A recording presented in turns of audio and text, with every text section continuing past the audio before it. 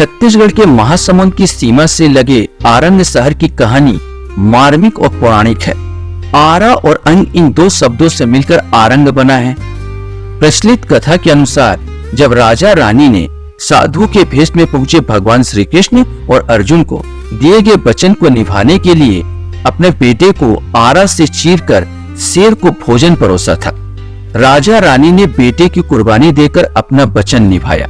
छत्तीसगढ़ की राजधानी रायपुर से 36 किलोमीटर दूर दानवीर राजा मोरध्वज की नगरी आरंग स्थित है। आरंग के बस स्टैंड में रानी पद्मावती और राजा मोरध्वज के द्वारा अपने बेटे ताम्रध्वज को आरा से चीरते हुए मूर्ति कला से प्रदर्शित किया गया है।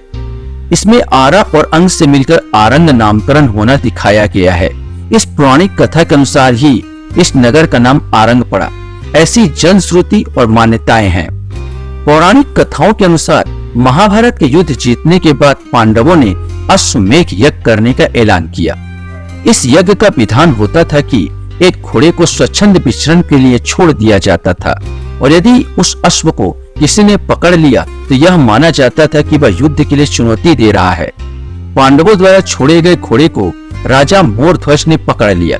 इससे अर्जुन क्रोधित हो गए और युद्ध करने पर उतारू हो गए। तब श्री कृष्ण ने अर्जुन को रोका और राजा मोरध्वज की विशेषता बताई। दोनों ने मिलकर राजा की दानशीलता और त्याग की परीक्षा लेने के लिए आरंग पहुंचे। राजा मोरध्वज जैसे ही उनके स्वागत सत्कार के लिए आए, साधु के भेष में पहुंचे श्री कृष्ण ने कहा, राजन, मेरा शेर अरसे से भूखा है, इसे मांस चाहिए। मोरध्वज ने कहा, इसे मैं भोजन अवश्य कराऊंगा। तब श्री कृष्ण ने कहा कि मेरे सिंह को मानव मांस चाहिए। राजा ने अपना शरीर समर्पित करने आगे बढ़ाया। तब श्री कृष्ण ने कहा कि इस शेर को तुम्हारे पुत्र का ही मांस चाहिए। राजा ने अपना वचन निभाने के लिए रानी के साथ मिलकर बेटे पर आरा चलाई और वे श्री कृष्ण के द्वारा लिए जाने वाली परीक्षा में सफल भी हुए। तब से यह नगरी आरंग के नाम से प्रख्यात है। ऐसी किंवदंती है कि इस पर कृपा से राजा मोरध्वज के बेटे ताम्रध्वज पुनर्जीवित हो गए थे। बस्तर के प्रसिद्ध दशहरे में उस लकड़ी का उपयोग नहीं होता जिसे आरे से काटा जाता है। सिर्फ बस्तर ही नहीं, छत्तीसगढ़ में आरे से काटी गई लकड़ी का उपयोग धार्मिक आयोजन में नहीं किया जाता।